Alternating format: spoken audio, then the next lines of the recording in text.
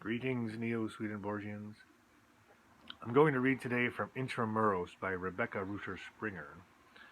I'm on page 29, and she is new to the spirit spheres, and she's being led around by her brother-in-law, Frank, and he's showing her her heavenly home. And they've already looked at the downstairs, and now they're upstairs, and she says, "After some time spent in this delightful place, we passed through the open window onto the marble terrace. A stairway of artistically finished marble wound gracefully down from this terrace to the lawn beneath the trees. No pathway of any kind approaching at its foot, only the flowery turf. The fruit-laden branches of the trees hung within easy reach from the terrace, and I noticed as I stood there that morning 7 varieties. One kind resembled our fine Bartlett pear, only much larger and infinitely more delicious to the taste, as I soon found. Another variety was in clusters, the fruit also pear-shaped, but smaller than the former, and of a consistency and flavor similar to the finest frozen cream. A third, something like a banana in shape, they called breadfruit.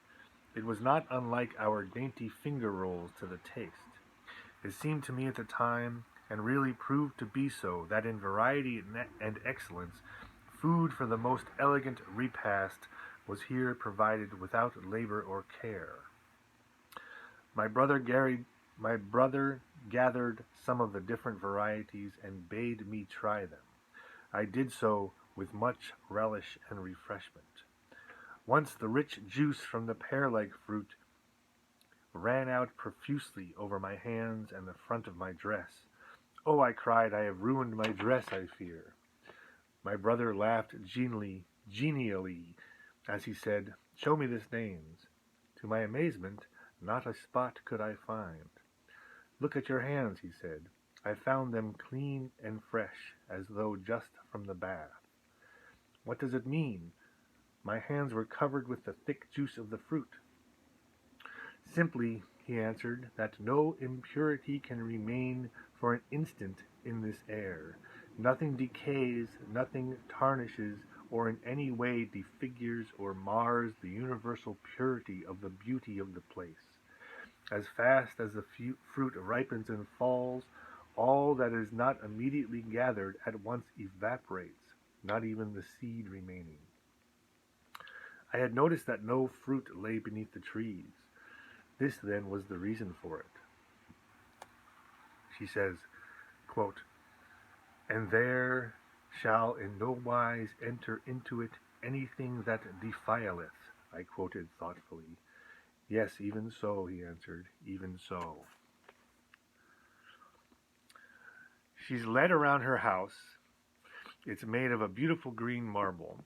There's a library on the first floor, and there's her own private study on the second floor, which opens to a veranda with 7 different fruit trees hanging over it, from which you can just reach out and eat this fruit, one of which tastes like custard, the other one tastes like lady fingers, and you can eat all you want.